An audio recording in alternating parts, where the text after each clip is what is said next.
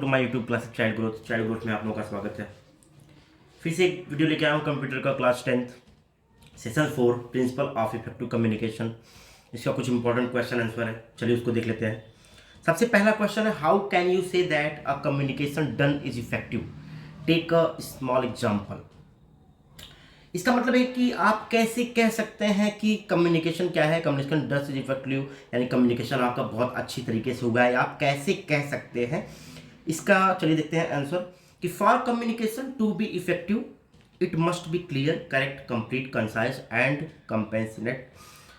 Compassionate हो गया आप लोगों का। यानी मतलब क्या है कि for communication to be effective, यानी कम्युनिकेशन को बहुत अच्छा बनाने के लिए, प्रभावित बनाने के लिए, बहुत बेस्ट बनाने के लिए आपका क्या इंपॉर्टेंट है?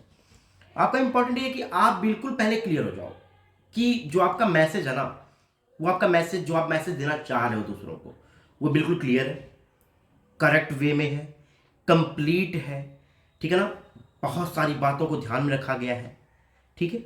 तो ये सारी चीज़ें इंपॉर्टेंट क्या है कि अगर आप कम्युनिकेशन कर रहे हो तो आपका सब कुछ भाई क्लियर होना चाहिए। जो 7 Cs है ना, वो आपका बिल्कुल कंप्लीट होना चाहिए कि आपका message clear, correct, complete, concise and compassionate होना चाहिए। ओके, चलिए देखते हैं an example of effective communication when the person who you are talking to listen actively absorb your point and understand it.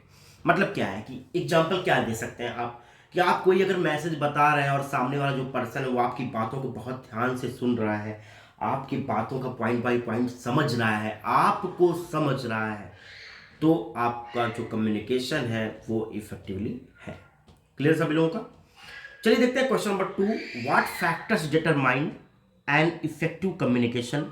यानी इफेक्टिव कम्युनिकेशन में कौन कौन से फैक्टर, ठीक है ना, डिटरमाइन करते हैं, निर्धारित करते हैं कि आपका कम्युनिकेशन इफेक्टिव है या नहीं है। चलिए देखते हैं factors that enhance effective communication, यानी वो कौन कौन से फैक्टर हैं जो आपको आपके कम्युनिकेशन को बेहतर बनाते हैं, वो क्या है। सबसे फर्स्ट है एक्टिव लिसनिंग, यानी जो सामने वाला है वो आपके कम्युनिकेशन को, आपके बातचीत को किस तरह से सुन रहा है, क्या वो एक्टिव है कि नहीं। एक्टिव का मतलब क्या है कि बहुत ध्यान से सुनना, पूरी अपना जितना माइंड है ना वो आपकी तरफ क्या करना, लगाना। समझ में आ रहा ना? नंबर सेकंड क्या है, सिंपलिसिटी, यानी आपकी जो बातों करने का तरीका, बात करने का तरीका जो होना चाहिए वो बिल्कुल सिंपल होना चाहिए, सामने वाला अच्छे तरीके से समझ सके। स्ट्रेट फॉरवर्डनेस, यानी डायरेक्ट उस बात पर आना जो आप बताना चाह रहे हो, उस डायरेक्ट मैसेज पे आना जो आप लोगों को देना चाह रहे हो, किसी भी और इधर उधर का बातों को ना करते हुए डायरेक्ट मैसेज को आप तक पहुंचाना।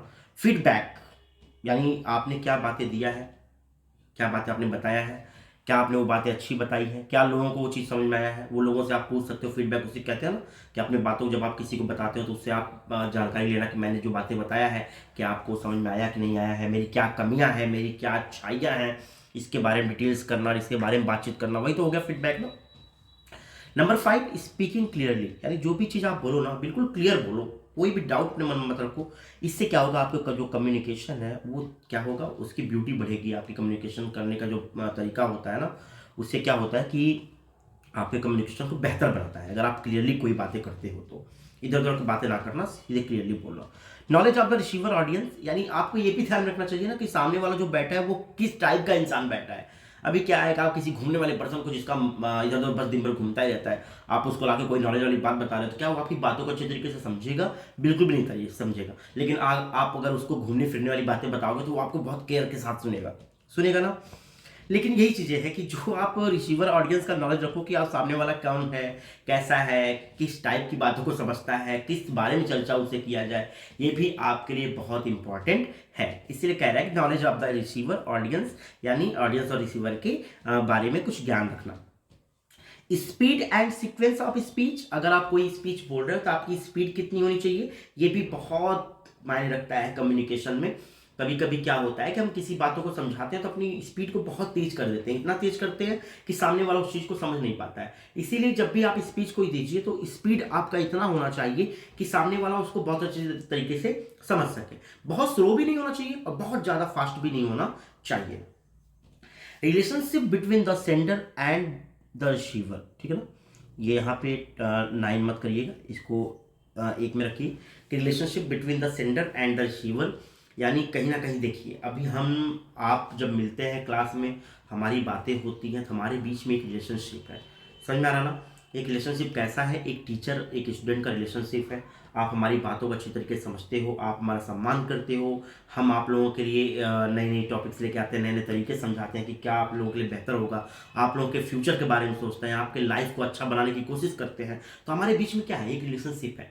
तो यही होना चाहिए। अगर आप किसी को अगर आप कोई संदेश दे रहे हो, कोई मैसेज दे रहे हो, तो सामने वाले के बीच में कोई ऐसा रिलेशनशिप होना चाहिए। समझ में आ रहा ना? अब ऐसा नहीं कि आप किसी अननोन पर्सन को रोक लो और भाई सुनो, हम आज ऐसा करने वाले, इस तरह से करने वाले, उसको कोई टॉपिक से बताते रहो। ऐसे क्या होगा? क्या वो आपकी बात वो सुनेगा? आप उधर थप्पड़ साइड करके चलो साइड चलो, एक तो मैं काम करने जा रहा हूँ, दूसरे पे आप लाके मेरा टाइम वेस्ट कर रहे हो, यही कहेगा ना? तो रिसीवर और सेंडर के बीच में कोई ना कोई रिलेशनशिप होना चाहिए। अब कैसा रिलेशनशिप? दादा मामा वाला नहीं। हाँ, ऐसा होना चाहिए कि अगर आप जो चीज़ें आप उनसे बात कर रहे हो तो वो उस चीज़ों को जानना चाह रहा है, ऐसा होना चाहिए। समझ में आ गया? चलिए देखते हैं question number third. Question number third में कह रहा है list any 5 characteristics of effective communication, यानी कोई 5 ऐसी विशेषताएं बताइए, ऐसे लक्षण बताइए जिससे कम्युनिकेशन को बेहतर किया जा सकता है। तो चलिए 5 पूछा है, हम लोग 7 कम से कम यहाँ पे करेंगे। ठीक है। सबसे पहला जो विशेषताएं हैं वो क्या है भाई? कि क्लियर, यानी 7 Cs का जो फार्मूला है ना, वो यहाँ पे बिल्कुल लागू होता है। सबसे पहला जो फार्मूला है क्लियर, यानी आपका मैसेज बिल्कुल क्लियर होना चाहिए, तो कम्युनिकेशन कैसा होगा? बिल्कुल इफेक्टिव बनेगा। Number second concise, number third concrete, number fourth coherent, number 5 complete, number 6 courteous, number 7 listening for understanding. ये आपके मैंने 7 यहाँ पे राइट करवाया है, यहाँ से 5 कैरेक्टरिस्टिक्स ऑफ इफेक्टिव कम्युनिकेशन पूछा है। क्वेश्चन नंबर 4 देख लीजिए। क्वेश्चन नंबर 4 में कह रहा है list 7 CS of effective communication. ये आपका आगे भी क्वेश्चन एक बार आया हुआ है, तो आप इसको देख लीजिए कि the 7 CS are clarity, correctness, conciseness, courtesy, ठीक है, कॉन्क्रीटनेस, कॉन्सिडरेशन एंड कंप्लीटनेस। ये 7 CS है जो कम्युनिकेशन को क्या करते हैं? इफेक्टिव बनाते हैं। तो ये था आप लोगों का सेशन 4 का क्वेश्चन आंसर। अब मिलते हैं असेसमेंट का, कुछ क्वेश्चन आंसर बचा हुआ है उसको भी कंप्लीट करते हैं। ठीक है, चैप्टर नंबर 1 हमारा कंप्लीट हो जाएगा। फिर कुछ आप लोगों के लिए एक्सरसाइज भी लेके आने वाला हूँ मैं, कुछ important MCQ most common question भी हो जाएगा, मल्टीपल चॉइस क्वेश्चन भी हो जाएगा, वो भी मैं लेके आने वाला हूँ। ठीक है, तो मिलते हैं नेक्स्ट वीडियो में, तब तक के लिए बाय बाय स्टूडेंट्स, अपना ख्याल रखिएगा।